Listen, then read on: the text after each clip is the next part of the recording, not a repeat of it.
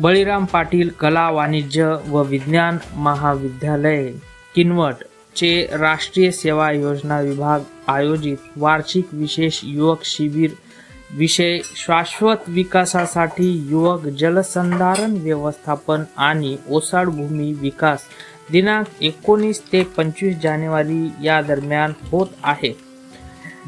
विशेषतः भिल नाईक तांडा या गावी हा शिबिर संपन्न करण्यात येत आहे। या शिबिराचे उद्घाटन पोलीस निरीक्षक श्री गणेश कराड यांच्या हस्ते झाड लावून केले। कार्यक्रमाचे अध्यक्ष महाविद्यालयाचे प्राचार्य माननीय डॉक्टर S.K. भेंबरेकर, उपप्राचार्य माननीय डॉक्टर पंजाब शेरे प्रमुख उपस्थित होते। सर्व सन्माननीय सदस्य किनवट शिक्षक उपाययोजना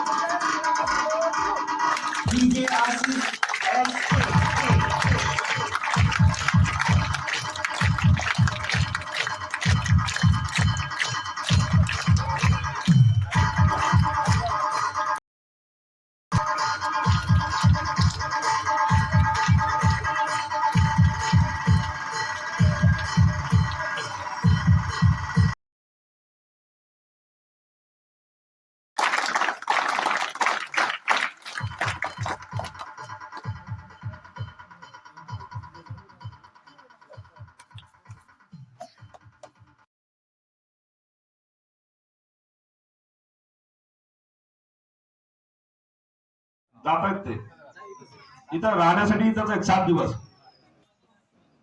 दिवस फक्त रात्रीचा 1 तास ठेवू आपण, एक 5-6 वाजता घरच्यांना बोलण्याचा चालेल का सर? चालेल का? ही गोष्ट मोबाईल यूज करायचा नाही, फक्त 1 तास 6 ते 7 वेळ तुम्ही ठरवा। कोणती ठरवायची?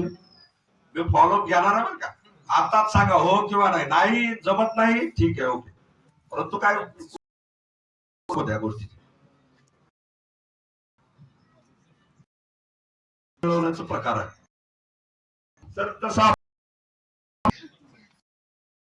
फक्त 1 तास, किती तास बाजूला नाही ठेवायचा, वापरायचा। कोणती वेळ ठरवायची? अरे वापरायची वेळ कोणती ठरवायची?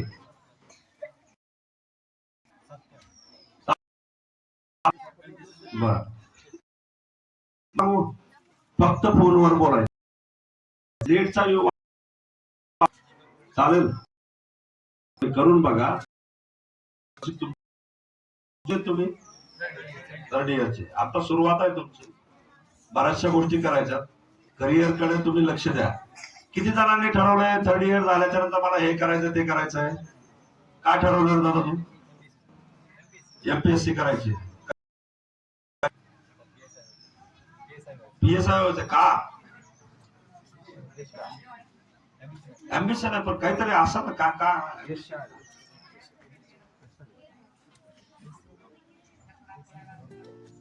तुम्हाला एक गोष्ट सांगतो, तुम्हाला जर वाटत असेल खूप बिझी आहे, एकदा आपल्याला नोकरी मिळवायची आहे, MPSC चा अभ्यास करायचा आहे आणि नंतर मग माझं लाईफ एकदम व्यवस्थित एकदम लॅविश लाईफ मध्ये मी जगेल, तर अशी काही गोष्ट नसते।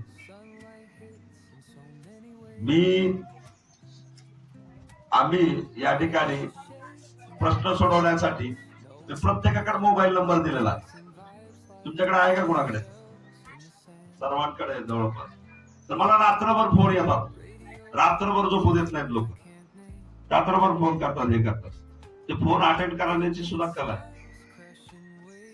तर आता तुम्ही एक काम करा, तुम्ही जर अम्बिशन ठेवलेलं असेल तर चांगली गोष्ट आहे, परंतु त्याच्याकडे काय वाटचाल चालू केली आहे का तुम्ही? तुम्हाला स्पर्धा परीक्षेकडे जायचंय, किती जणांचं मत आहे? हात वर करा। पण किती जणांचं होतं आता काय जाऊ द्या सर कायच करायचं नाही उभं कशाला तुम्ही काय करताय 2 मिनिटं बोला आणि तुमचं संपवा लवकरात लवकर गेला तर चालेल असं किती जणांचं मत आहे. एक गोष्ट लक्षात घ्या तुम्ही तुमच्या फ्युचरकडे लक्ष देणं गरजेचं आहे कारण तुमचं जे फ्युचर आहे ते आताच ठरलंय. तुम्ही पुढे काय करणार आहे तुम्हाला पुढे काय करायचंय हे गरजेचं आहे ते आता ठरवा आणि त्याच्यानुसार वागा. नुसतं वागू नका तर त्याच्यात प्रयत्न करायचा सातत्य गरजेचं आहे. तुम्ही जर इंटरव्ह्यू जर बघितले जे टॉपर्स आहेत किंवा मग जे एमपीएससी क्रॅक केलेली आहे युपीएससी क्रॅक केलेली असेल तर अशा विद्यार्थ्यांना जर बघितलं तुम्ही तुमच्या एक गोष्ट लक्षात आली पाहिजे की त्यांनी 2च गोष्टी केल्या प्रामाणिकपणा आणि सातत्य. सातत्य आणि प्रामाणिकपणा या 2 गोष्टीवर कुठल्याही स्पर्धा परीक्षा तुम्ही त्या ठिकाणी क्रॅक करू शकता. सातत्य म्हणजे काय सतत तुम्ही कन्सिस्टन्सी अभ्यास केला पाहिजे. तुम्ही काय करता आज वाचताय मित्राचा कार्यक्रम नातेवाईकडे काहीतरी सातत्य पाहिजे तुमच्यावर तर तुम्ही त्या ठिकाणी सक्सेस मिळत नाही. काय अभ्यासात असतो का प्रामाणिकपणा तुम्हाला वाटतं का अभ्यासात प्रामाणिकपणा असतो नसतो. अरे असतो.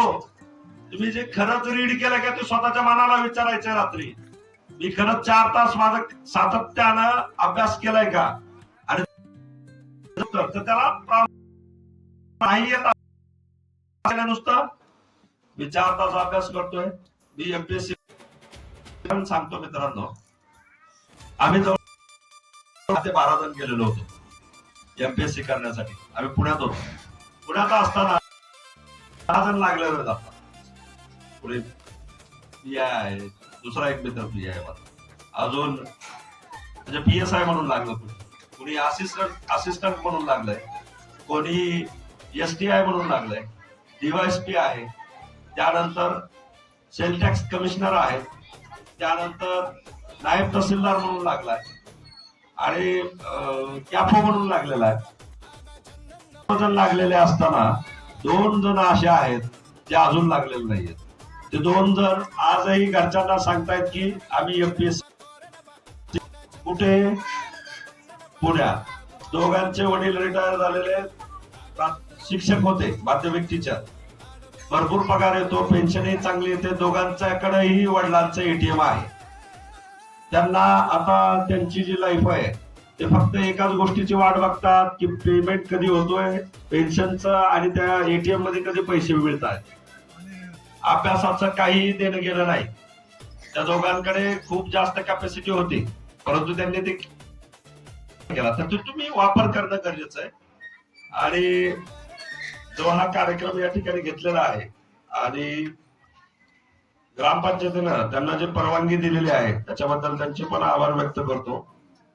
आणि मला या ठिकाणी बोलवलंय आपण त्यासाठी सर्व वानखेडे सर आहेत डॉक्टर शुभांगी दिवे मॅडम आहेत. राष्ट्रीय सेवा योजना प्राध्यापक अनिल महामुनी गट शिक्षणाधिकारी किनवट तसेच श्री राजू विठ्ठल वाळके सरपंच भिला नाईक तांडा उपसरपंच माननीय श्री गजानन पवार राष्ट्रीय सेवा योजनेचे कार्यक्रमाधिकारी प्राध्यापक डॉक्टर गजानन वानखेडे यांनी सुंदर असे सूत्रसंचलन केले. कार्यक्रमाधिकारी प्राध्यापक डॉक्टर शुभांगी दिवे यांनी आभार मानले. प्रा डी टी चाटे व प्राध्यापक डॉक्टर रत्ना कोमावार प्राध्यापक संतोष पवार यांनी कार्यक्रमाच्या यशस्वीतेसाठी सक्रिय कार्य केले. कार्यक्रमात सक्रिय उपस्थिती म्हणून पर्यवेक्षक प्राध्यापक विजय खोपसे प्राध्यापक डॉक्टर अनिल पाटील प्राध्यापक शिवदास बोकडे प्राध्यापक प्रल्हाद जाधव प्राध्यापक गंगाधर राहुल वाड प्राध्यापक शेषराव माने श्री रोहित ताडपेलीवार श्री निखिल खराडे या प्रसंगी प्रचंड विद्यार्थी देखील उपस्थित होते.